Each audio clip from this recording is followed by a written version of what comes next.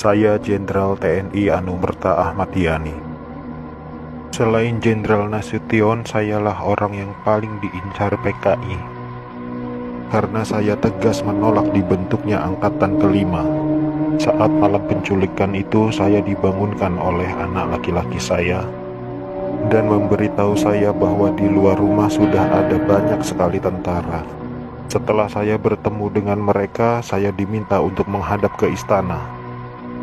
Dan ketika saya berbalik badan untuk mengganti pakaian, tak lama mereka langsung menembaki tubuh saya dari arah belakang.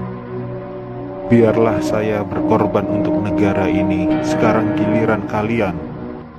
Dan jangan membiarkan paham komunis berkembang kembali di negara kita ini. Saya Kapten Anumerta Pierre Andries Tendean. Saat operasi Dwi Kora, saya mendapat tugas sebagai intel. Setelah operasi itu selesai, saya dipanggil untuk bertugas sebagai ajudan Jenderal Nasution.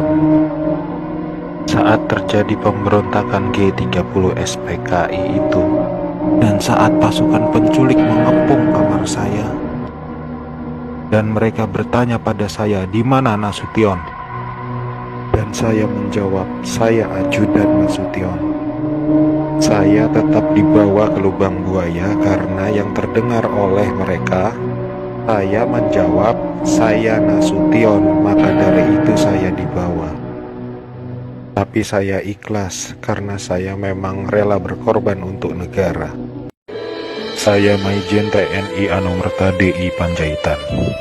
Saya menjadi target operasi G30 SPKI karena keberhasilan saya dalam menggagalkan penyelundupan senjata dari RRC untuk PKI guna mempersenjatai buruh dan tani. Pada malam penculikan itu, saya gugur ketika saya sedang memanjatkan doa. Pasukan laknat itu menembaki tubuh saya beberapa kali, dan tubuh saya dibawanya ke lubang buaya untuk dimasukkan ke sumur maut itu. Tapi saya rela berkorban untuk negara dan membela ideologi Pancasila. Salam cinta saya untuk negara tercinta ini, dan untuk anak istriku serta keturunanku, semoga Tuhan selalu memberkati. Saya Letjen TNI Anumerta MT Haryono. Malam itu pasukan Cakrabirawa datang ke rumah saya dan meminta saya agar segera menghadap Presiden Soekarno di istana. Tapi karena kecurigaan istri saya begitu pula dengan saya, lalu istri saya mengatakan pada pasukan agar kembali pada pukul 8.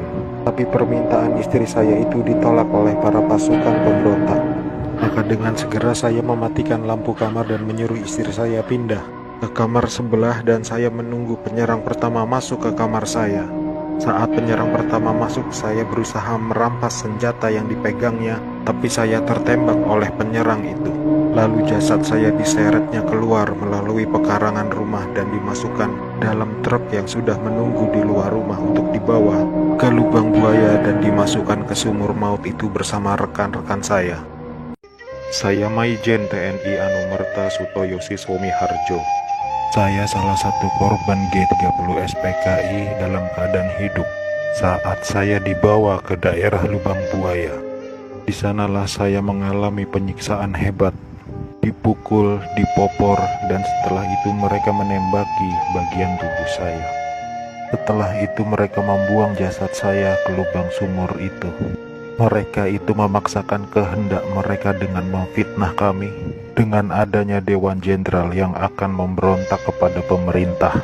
Kami ini prajurit TNI, sudah disumpah untuk setia kepada negara, maka tak perlu diragukan lagi kesetiaan kami kepada pemerintah dan NKRI.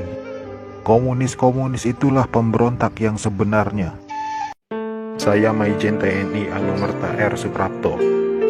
Awal masa pendudukan Jepang, saya pernah dipenjarakan oleh tentara Dai Nippon ketika saya masih menjadi siswa Akademi Militer di Bandung. Setelah proklamasi, saya ikut berjuang melawan tentara Dai Nippon. Dalam operasi itulah saya berkali-kali selamat dari kepungan tentara Dai Nippon. Tapi ketika terjadi pemberontakan G30 SPKI itu, saya justru gugur di tangan bangsa saya sendiri karena fitnah keji yang dilancarkan komunis itu. Tapi biarlah itu menjadi penutup rangkaian perjuangan saya demi tegaknya NKRI dan ideologi Pancasila. Lanjutkan perjuangan kami dan jangan beri kesempatan untuk komunis berkembang kembali di negara tercinta ini. Saya Letjen TNI Anumerta Siswondo Parman, salah satu korban G30 SPKI yang hidup pada saat saya dibawa ke lubang buaya malam itu. Setelah saya sampai di sana, saya mengalami penyiksaan, dipukul, ditembak di beberapa bagian tubuh saya tanpa ampun. Sama seperti halnya Jenderal Yani, saya menolak keras dibentuknya angkatan kelima oleh PKI itu. Juga karena saya menolak menekan adanya Dewan Jenderal. Karena itu semua fitnah kejam dari mereka-mereka itu.